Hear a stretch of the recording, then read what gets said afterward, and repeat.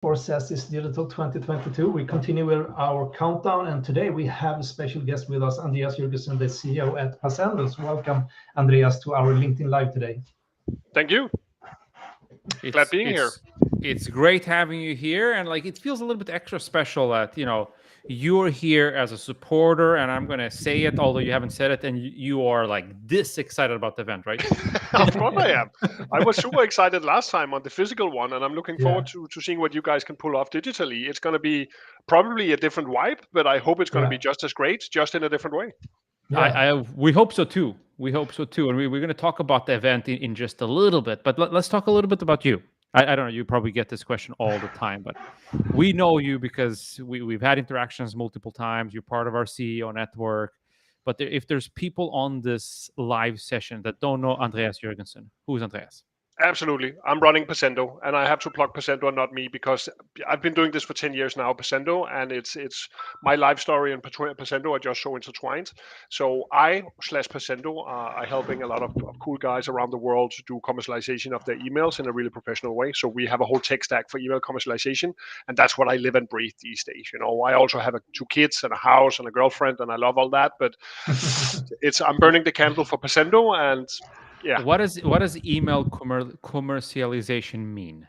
It means that if you are Financial Times, The Economist, or Bonnier Nordic, as you Swedish guys will recognize, you're sending out millions and millions of really cool editorial emails. The morning sports news, afternoon financials, all of this stuff. You want to place an ad in there to finance that whole game as a media organization, and we are the tech stack, the leading tech stack in the world to do that. So somehow, we happen that this little regional company in Copenhagen, Denmark, ends up supplying cool tech for delivering the right ads worldwide to a lot of different guys, anywhere from New Zealand to California to, we're basically worldwide and expanding our footprint right now with lots of cool. So we see billions and billions of emails, and we help put the right ad in there for the right user while preserving the privacy of everything going on, which is a very European thing, and people love that.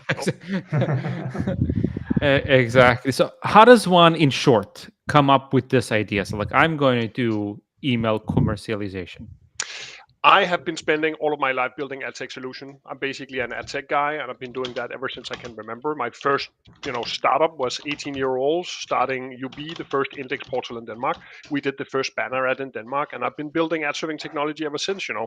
And I met up with a good old colleague I hadn't worked with for many years, and he had been doing a startup where he did email and helped really professional email guys doing email. And we started talking, and I asked him, "So what technology do you have in email?"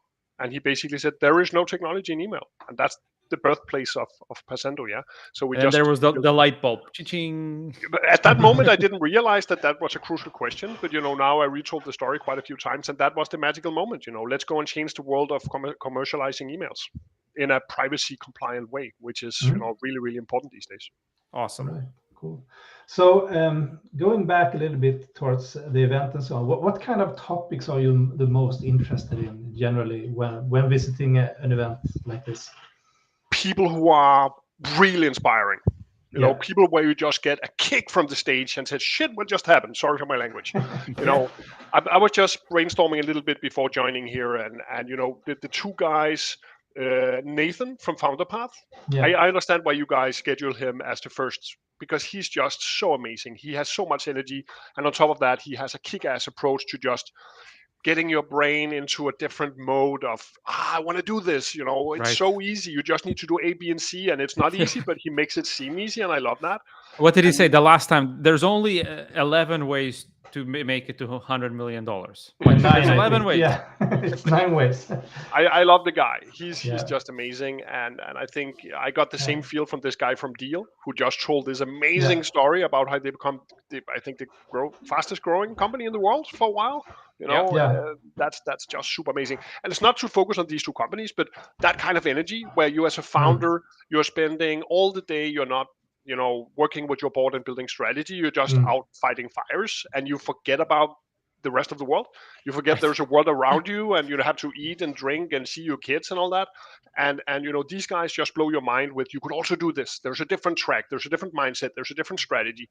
And I could maybe get that from reading books or whatever. But I have 2 kids, and I have a company I run, so I normally say I have 3 kids, and I don't get that many books read as I should. So going to events that you guys create is just amazing to get kicked out of your everyday track and get some inspiration. I love that. Yeah, and we're trying to do a fast-paced event, like you get 15-20 minutes of each sessions, and also we did a digital event last year, and it was actually great also engagement from the audience, a lot of good questions and so on, which also made it a lot dynamic. And big props to Nathan. He's gonna put his alarm clock very early. I think he has to go up at 2 a.m. or something in the morning. So yeah. But he really wanted to be in the beginning of the agenda, and I think also it will be a great way of energizing everyone for the day. So I appreciate that he makes really an effort to join. Yeah, definitely. And looking a little bit outside of the event, maybe there's some overlap, maybe there's not. But you, founder, CEO, running a business, the climate is changing here, the world is changing a little bit. Is there anything that keeps you up at night, Andreas, that you think is common for people like you in your function? I think right now, of course, the clouds are gathering a little bit and becoming a little bit dark when it comes to funding and valuations and all of that. And I think that brings, you read all these emails, why combine our emails, and what's best practice, what should you do, and all of these things.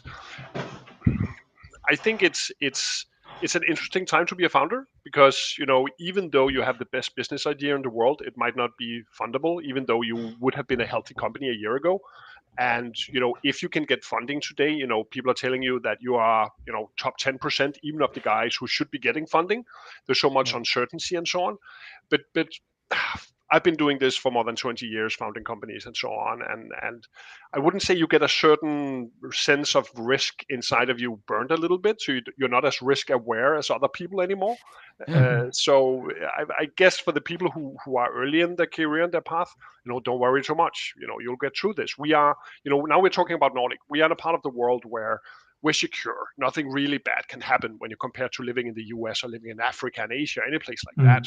So this is about, expressing yourself. It's not that you have to do this to survive. All of us will survive if whatever we do every day will fail.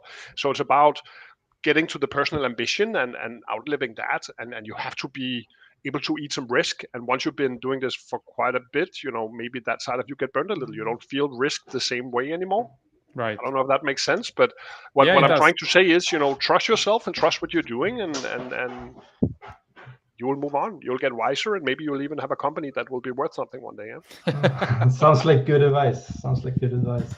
Well, also some updates for everyone here. We, I think we gained 50 new attendees today. We are at a bit above 1,350. So it's going to be a good amount of people joining. And besides the around 30 sessions that we will have during the day, we will also have a lot of opportunities to meet, to network, both on topic-driven discussion tables, one-to-one speed networking, and if you see someone interesting, you can also reach out directly. So it will be a day full of content for sure, a day full of networking opportunities. And it's fine. Maybe you just can join a few sessions. That's okay. If you manage to get the whole day, well, congrats to you. You will get a lot of good content, but you will also be able to see the replays a little bit later in the day if you miss anything. Cool. Yeah. Cool. So while you're keeping track of the scoreboard, the rest of us have to do a real job here. Ha ha ha. No, but Andreas, it was great having you here. Thanks again for being such a good supporter. We love you guys at Passendo and the work you do. Hope to see a bunch of you on the 27th as well. Thank you, and thank you guys for pulling this off. It's amazing, it's inspiring, and keep up the good work, guys. Thank you, Andreas. Thank you. Yeah, take care now. Bye-bye.